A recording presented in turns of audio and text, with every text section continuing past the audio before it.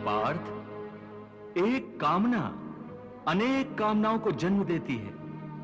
हर कामना के साथ मनुष्य की तृष्णा भी बढ़ जाती है और तृष्णा के साथ असंतोष भी बढ़ता जाता है।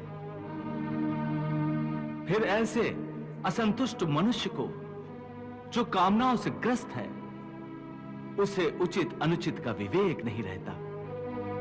पार्थ, इसलिए मैं तुमसे कहता हूं कि तुम अपनी कामनाओं का त्याग करके स्थित प्रज्ञ बनो। स्थित प्रज्ञ जो कर्मयोग की चरम अवस्था है। वाह प्रभु, वाह प्रभु, वाह, क्या सुंदर बात कही आपने, वाह। हे मधुसूदन, तुम तो कहते हो कामनाओं का त्याग करके स्थित प्रज्ञ बन जाओ, परंतु स्थित प्रज्ञ बनने के लिए सबसे आवश्यक क्या है? स्थिर बुद्धि। स्थिर बुद्धि।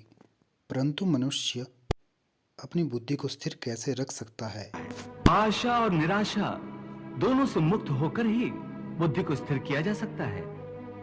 बुद्धि स्थिर होगी तो इंद्रियों के विषयों का बल टूट जाएगा।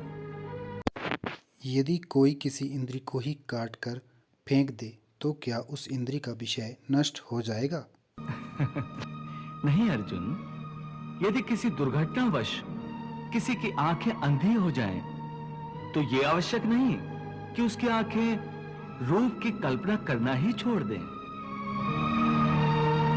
आंखें ना होने पर भी उसका मन ऐसे दृश्यों की कल्पना कर सकता है जो उसे विषयों के मुंह में फंसाए चले जाएं। पार्थ, एक अंधा मनुष्य भगवान के स्वरूप की भी कल्पना कर सकता है।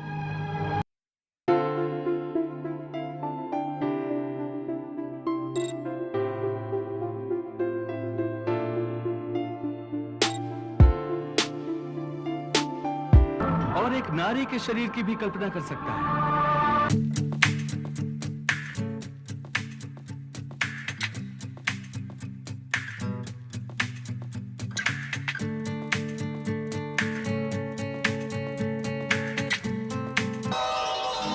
सो किसी इंद्रिय के होने ना होने से मन की वासना और आसक्ति में फर्क नहीं पड़ता। हे अर्जुन, कई लोग अपनी इंद्रियों पर बड़ी कठोरता से निग्रह करने के लिए बड़े कठिन व्रत और उपवास रखते हैं।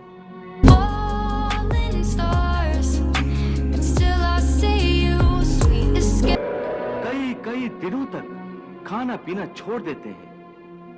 फिर भी यदि उनका मन भांत भांत के स्वादिष्ट भोजनों की वासना में ही अटका रहे, तो हठ के द्वारा किए हुए इस व्रत उपवास का क्या लाभ है?